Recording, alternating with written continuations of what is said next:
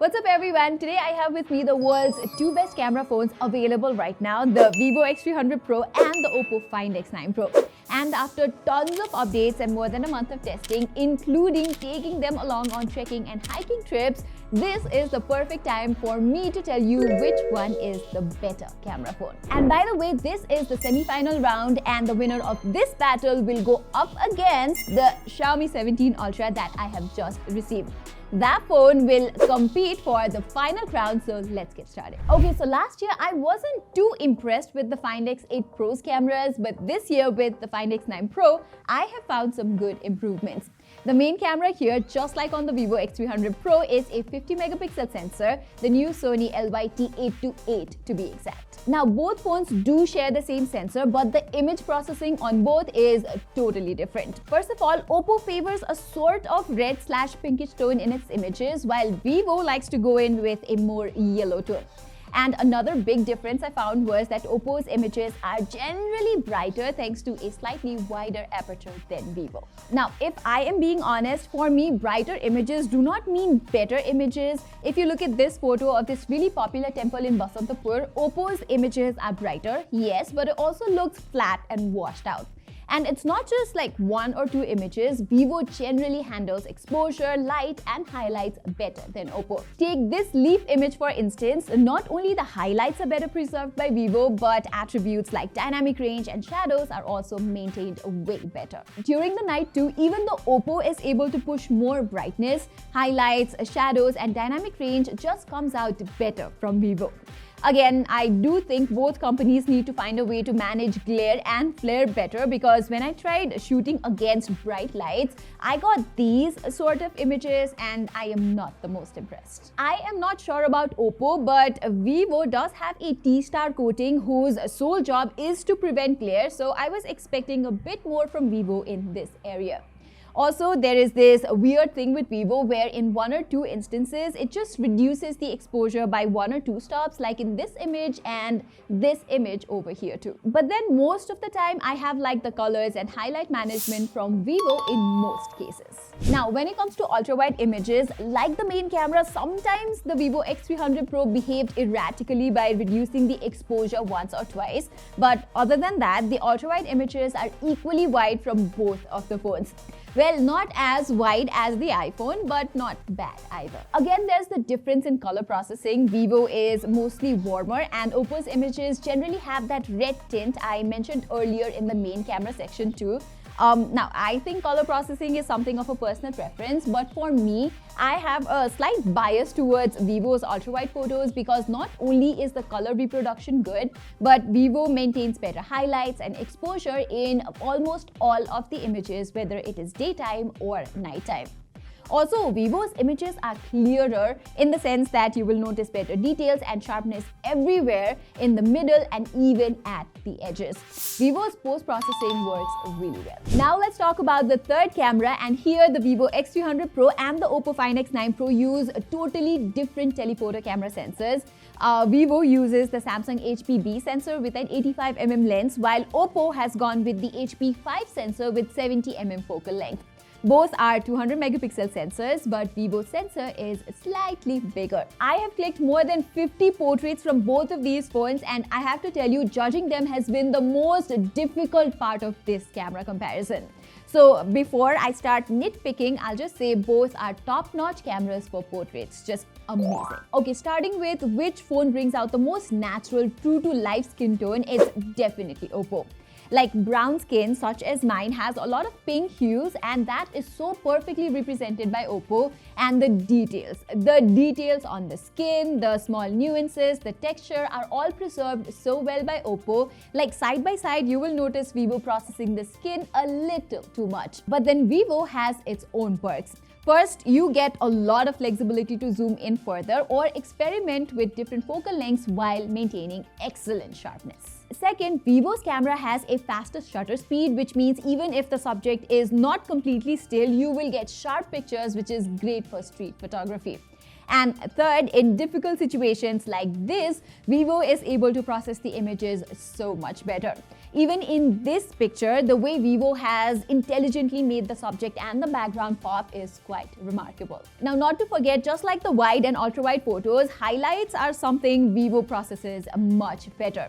So as I said, it is incredibly difficult choosing among these two cameras. Both have their pros and cons and both are excellent in their own ways. So I will have to split a point here. Likewise, besides portraits, the telephoto/periscope lens is also responsible for zoom and macros. And when it comes to zoom photography, Vivo's optimization is just better, whether you zoom to 10x, 20x, 50x or 100x.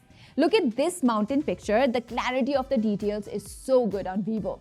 Likewise, during the night too, details is something Vivo maintains so very well. OPPO's photos are washed out and hazy in a lot of scenarios. Although sometimes Vivo's colors turn out too yellow for my taste, but besides that, Vivo wins on zoom photography. And while we're talking about the telephoto lens, both these phones click excellent macros. Whoever invented telemacro perspective in a smartphone camera has all of my appreciation, because look at the macros I've gotten with these cameras. The perspective, the background blur, everything is just so good. And just like the portraits, I've had a hard time choosing a winner in terms of macro photography. Decisively, I like the colors from Vivo better, and Vivo's macros have slightly better sharpness too, but OPPO is also a very close second. Having said that, one advantage OPPO has is that it can go as close as 9 cm versus 14 cm on Vivo, so you can get closer from the Find X9 Pro without the subject going out of focus.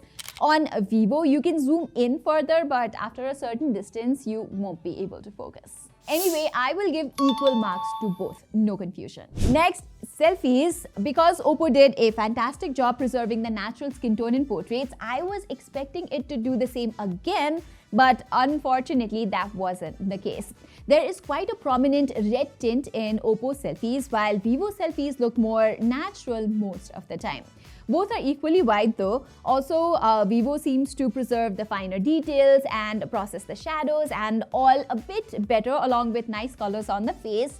Hence, I would go with Vivo for selfies. They're just better. When it comes to selfie videos, initially OPPO would blow up the highlights in the background and produce red tint, but then I received a couple of updates and now I feel the selfie videos from OPPO have better exposure and colors. Vivo samples are a bit underexposed and have boosted shadows. In terms of stabilization, both are equally good. Hi everyone, so this is the microphone sample from the Vivo X300 Pro, and now I have switched to the OPPO Find X9 Pro. Which one do you like better? Let me know in the comments. Alright, now it's time to segue this comparison into talking about how the videos are from these two phones, and this year I have to say Android brands have really stepped up when it comes to videos. If you have watched my comparison of the Vivo X300 Pro versus the iPhone 17 Pro Max, Vivo has actually given a tough competition to the iPhone in a lot of areas. But one thing Android phones have not been able to do better is lens switching. Let me show you an example. Like in this video, when I switch between the main and the telephoto lens, you can see a visible jitter in both of their outputs. It's a little worse on OPPO, but Vivo's lens switching is not great either. Other than that, the main rear camera brings out some fantastic videos with both of these phones. OPPO's output is a bit wider, as you can see, but again, that comes at an expense of stabilization. You will notice a bit of jittery videos when you are in motion. Vivo's videos, on the other hand, are slightly cropped, but you will get slightly better stabilization from it, and you will notice the stabilization taking a hit from OPPO, especially at night. Also, the videos are a bit clearer from Vivo at night. Like if you zoom in, the details are a bit mushy on OPPO. Both phones have their fair share of glares though, which is something both of these companies need to work on. That said, both of these phones support 4K recording at 120 FPS, which you can later slow down in edit, and I have loved the quality from both of these cameras. The main rear lens also supports portrait videos at 4K 30 FPS, and I like the skin tone from OPPO Find X9 Pro. They are a bit wider too. For some reason, Vivo produces sort of a fake looking skin. So all in all, Vivo's footage is a little more optimized to bring out better details and stabilization, but OPPO has its own share of pros too. But what I don't like about Vivo is that its ultra-wide videos, they are a bit too cropped, so cropped that it does not give that ultra-wide perspective at all. The stabilization is good, better than OPPO, but the perspective is just not ultra-wide enough. During the night, both phones' ultra-wide videos are miserable. Both companies need to improve their nighttime ultra-wide capabilities, if you ask. Videos from the telephoto lens, zoom videos in general, are sharper with better color reproduction from Vivo. Actually, this does not come as a surprise because in photos too, Vivo just nailed all of the aspects from its telephoto lens, and in videos too, I experienced the same pattern.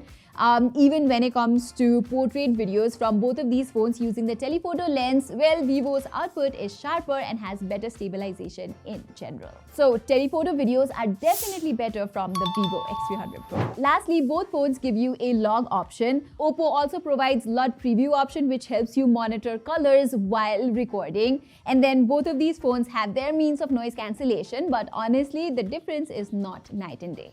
Hi everyone, so this is the audio from the OPPO Find X9 Pro after noise reduction, and this is the audio from the Vivo X300 Pro after noise reduction. So all in all, if you look at this score chart, this has pretty much been a one-sided battle. Vivo is clearly ahead in the camera game, and the reason for that comes down to two main things. First, Vivo's collaboration with Zeiss is getting better and better over time. Second, they are using the latest and greatest camera sensors. For instance, with the Vivo X300 Pro, they are using the new HPB sensor, which is currently exclusive to this model only. Whereas OPPO is using a slightly inferior camera setup compared to what Vivo is offering. But this isn't to say that the OPPO Find X9 Pro's cameras are downright bad. I actually like the colors it produces, especially the skin tones. Skin tone reproduction has improved a lot and looks much better now. But overall, Vivo still leads and in my opinion is still the #1 camera phone brand right now in 2026. And as I said in the beginning, I will now be bringing the comparison between the Vivo X300 Pro and the Xiaomi 17 Ultra pretty soon. So stay tuned for that to find out which is the best Android camera phone right now. Alright everyone, that was all for this video. If you liked it, don't forget to give it a thumbs up. And while you're there, please don't forget to subscribe to my channel. Saying this, I'm Pratima and thank you so much for watching.